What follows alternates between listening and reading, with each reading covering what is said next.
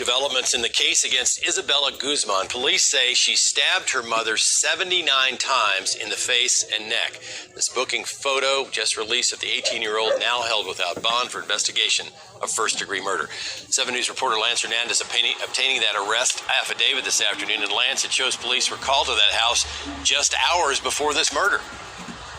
John, this report indicates there were ongoing issues between Yuen Mi Hoi and her daughter Isabella Guzman.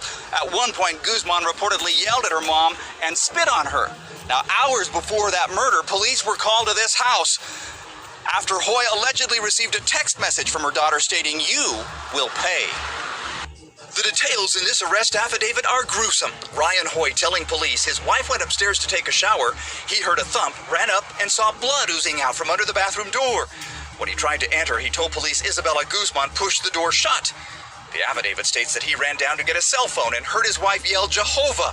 Then the door opened. He saw Guzman walk out with a knife at her right side, staring straight ahead and not saying a word. It definitely sounds like something out of a movie, actually. We shared the contents of the probable cause statement with Dr. Sean Worthy, a clinical psychologist at Metropolitan State University of Denver, specializing in domestic violence and family issues. In real life, there are a couple of different things that might be going on. So number one, you have to wonder, is there any drug or alcohol involvement? Drugs or alcohol that might alter consciousness.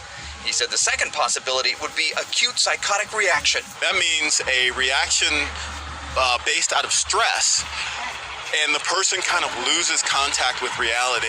Hours before the murder, police were called to the home. The affidavit says officers thought they had diffused the tension between Guzman and her mother and left. Worthy says there's no doubt Guzman was very angry. Now, something happened to this young lady in the past, and it was extraordinarily traumatic and stressful, and that she never got the help she needed.